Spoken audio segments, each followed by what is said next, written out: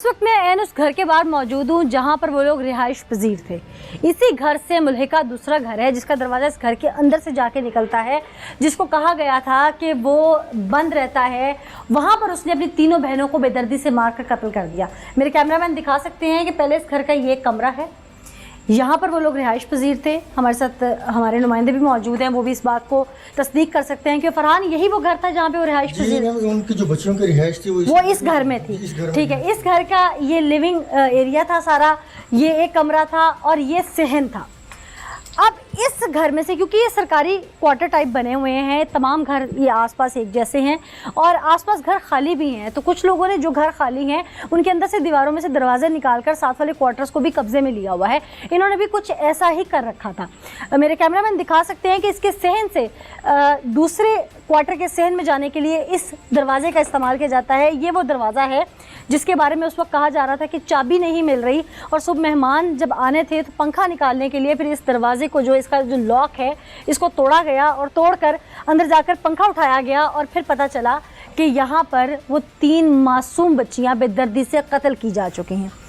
वो शख्स, वो उनका भाई, वो उनका साहिबा, उनका मुहाफिज बड़ा भाई, उम्र में इतना बड़ा कि उसने उनको पाल पोस के बड़ा किया, वो यहाँ पर लाता है और उनके साथ जो कुछ करता है वो आगे चल के मेरे कैमरामैन भी आपको दिखाएंगे। ये दरवाज़ा है, ये देख सकते हैं इस वक्त कि इसको भी तोड़ा गया। तोड़कर यहाँ पर पुलिस अंदर आई और ये चूँकि यहाँ पे सारा उन्होंने कबाड़ वगैरह अपना रखा हुआ है, स्टोर के तौर पे इस घर को वो यूज़ करते थे। इस घर में उनकी आम रिहाइश नहीं थी और तमाम लोग, अहले इलाका भी, पुलिस वाले भी पूरे इलाके में ढूंढते रहे। वो भाई साथ मिलकर ढूंढता रहा और किसी को शक नहीं था इस घर में कि यहाँ पर भी उनकी डेड बॉडीज़ हो सकती हैं, क्योंकि ये सुनसान और ख़ाली पड़ा हुआ था। अब आइए, एक अपनी बहन को उसने बेदर्दी से यहाँ पर, क्योंकि स्मेल बहुत ज़्यादा है, यहाँ पर मार दिया।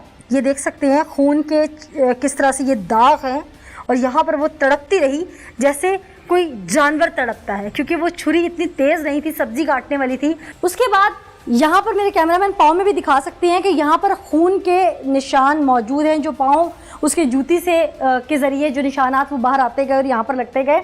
अब ये जगह है, मैं अहले इलाका को भी शामिल करूँगी जो कि उस वक्त मौजूद थे और यहाँ बताएंगे कि कौन सी बच्ची किस जगह पे थी।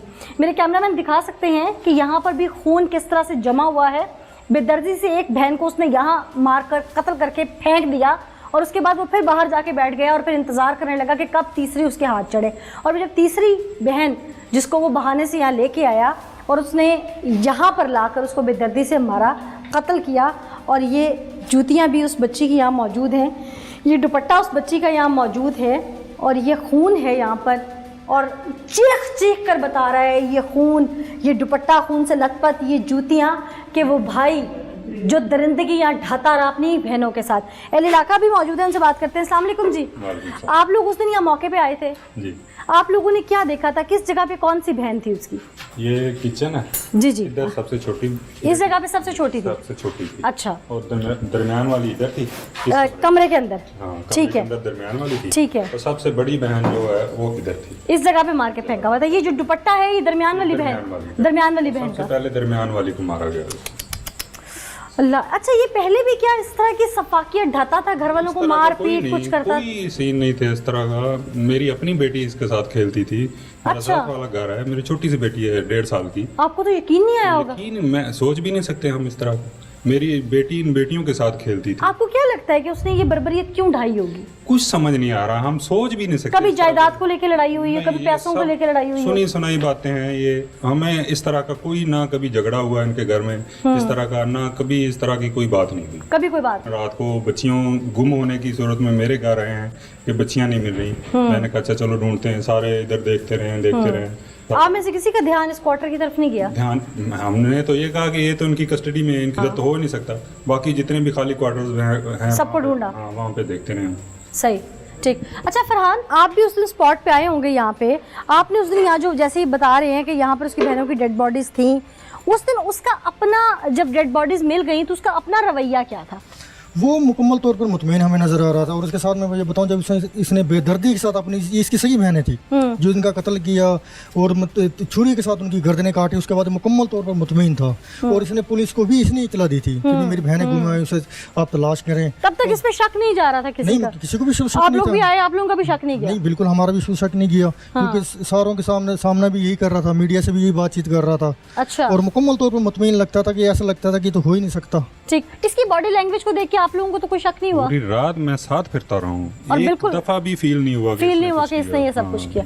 मैं हैरान हूँ इस शख्स के ऊपर जिसने अपने ही रिश्तों को बेदर्दी से कत्ल किया और फिर ऐसा मुतमईन था कि जैसे कुछ हुआ ही नहीं। लेकिन यहाँ पर एक और चीज़ भी है, क्योंकि ये सरकारी जगह है और ये सरकारी क्वार्टर्स हैं।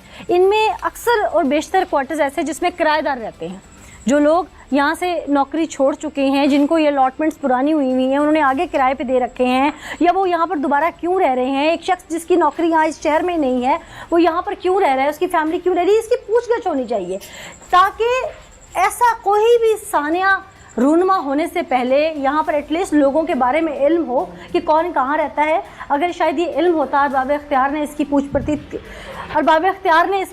इसकी पूछगिछ की होती, तो ये सब ना होता। ये भी एक बड़ा फैक्टर है इस तरह के क्राइम्स को रोकने के लिए। मैं जब वो खून में लथपथ जूते देख के आ रही हूँ, जब मैंने वो दुपट्टा देखा, जैसे वो लथपथ फर्श देखा, यकीन मानिए मेरे रोंगटे खड़े हो गए। लेकिन ऐसा दरिंदा था कि उसने जब ये सब कुछ किया, उसकी बहनें तड़पी होंगी, उसके आगे हसरत भरी निगाहों से देखा होगा, शायद आंख से आंसू भी निकले होंगे, लेकिन उसे तरस ना आया। एक कत्ल किया, 1-2 घंटे का गैप लिया, फिर कत्ल किया, फिर गैप लिया, फिर कत्ल किया। अगर दिमाग पे कत्ल सवार भी हो ना, तो एक कत्ल करने के बाद इंसान के असाब जो हैं वो ख़त्म हो जाते हैं, शल हो जाते हैं। ये कोई आदि ही हो सकता है जो ऐसा कर सकता है। तो इसके लिए पुलिस को चाहिए कि तमाम इसका रिकॉर्ड भी इंटेरोगेट किया जाए कि ये इस तरह से एक के बाद एक कत्ल क्यों करता चला गया। इसके पीछे कोई और बात तो नहीं, कोई शामिल तो नहीं? क्या ये किसी काले इल्म के चक्कर में तो नहीं पड़ गया था, कोई जादू वगैरह या इस तरह की बहुत सारी चीज़ें हैं जो इन फैक्टर्स पर इंटेरोगेशन करना बाकी है। तो पुलिस को चाहिए इन तमाम फैक्टर्स पे, इन तमाम पहलुओं पे इंटेरोगेट लाजमी किया जाए। एक शख्स ने बेदर्दी से अपनी बहनों को कत्ल कर दिया। दीन तो वैसे ही बहनों से बहुत मोहब्बत और प्यार का हुक्म देता है। इस शख्स ने ऐसा क्यों किया, दीन इस पे क्या कहता है? मुफ्ती साहब हमारे साथ मौजूद है, मुफ्ती अबू आसिम साहब, उनसे जानते हैं। मुफ्ती साहब बहुत शुक्रिया हमें ज्वाइन करने के लिए। बहुत शुक्रिया। एक शख्स ने अपनी मासूम 3 बहनें जो कि भी सने बलूगत में भी नहीं थी, जी, उनको छुरियों के वार करके बेदर्दी से कत्ल कर दिया। ऐसे तो जानवर भी कोई ज़िबा नहीं करता।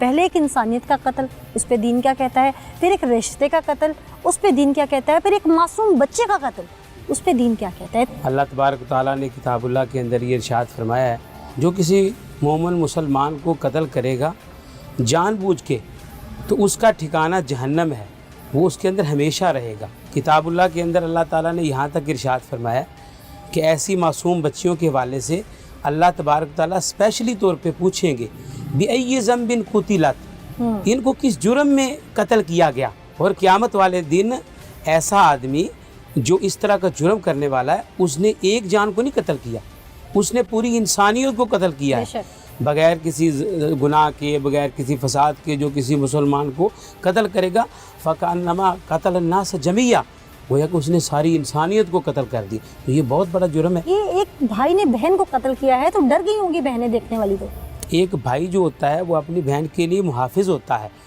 तो ये जो है वो आज के दौर के अंदर ये जो शैतानी हथकंडे चल रहे हैं, जिससे मुतासर हो के इस तरह के नौजवान जो है इस तरह के इक़दाम के ऊपर आ गए कि जो मुहाफिज थे आज वो कातिल बन गए हैं। तो हम इसकी जाहिलियत में बेटी को पैदा होते ही दरगोर कर दिया जाता था। आज भी कमसिन बच्चियों को भी इस शख्स ने ज़िबाह किया है। दरगोर करने का मकसद ये कि सिर्फ दफनाया नहीं, किसी को जहर दे दी जाती थी, किसी को शीशा पीस के पिला दिया जाता था, किसी को कत्ल छुरियों के वार करके कर दिया जाता था।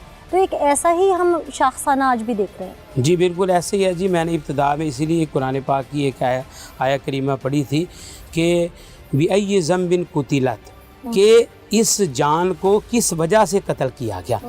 यानी मकसूद ये नहीं है कि पूछना मकसूद है किस वजह से कत्ल किया गया, बताना ये मकसूद है कि इसको नाहक कत्ल किया गया है और इसकी जिस कदर मजम्मत की जाए उसी कदर कम है। और इस्लाम ने ही सबसे पहले आके बहन, बेटी, औरत, इन तमाम रिश्तों को जो है वो फ़र्क वाज़े किया था, महरम और नामहरम की तमीज़ सिखाई थी और इनके हुकूक मुतय्यन किए थे। इस्लाम ने औरत के लिए क्या क्या हुकूक मुतय्यन किए, किस किस रिश्ते के हवाले से तमाम लोगों को, सुनने वालों को ज़रा बता दीजिए। मैं तमाम सामीन से ये बात रखूँगा कि इस्लाम जो है वो औरत के हवाले से सबसे बड़ा मुहाफ़िज़ है। इस्लाम ने औरत को माँ होने के एतबार से, बेटी होने के एतबार से, बहन होने के एतबार से, हर एतबार से उसको महफूज किया है। और जो इन चीज़ों की हिफाजत नहीं करेगा वो अल्लाह तबारक तआला के यहाँ सबसे बड़ा मुजरम है। और मुझे इस बात का शदीद दुख है कि वो बच्चियाँ जो थी वो बड़ी मासूम थी, कुरान पाक की तालीम हमसे लिया करती थी और उन बच्चियों का जनाजा भी मैंने खुद पढ़ाया है।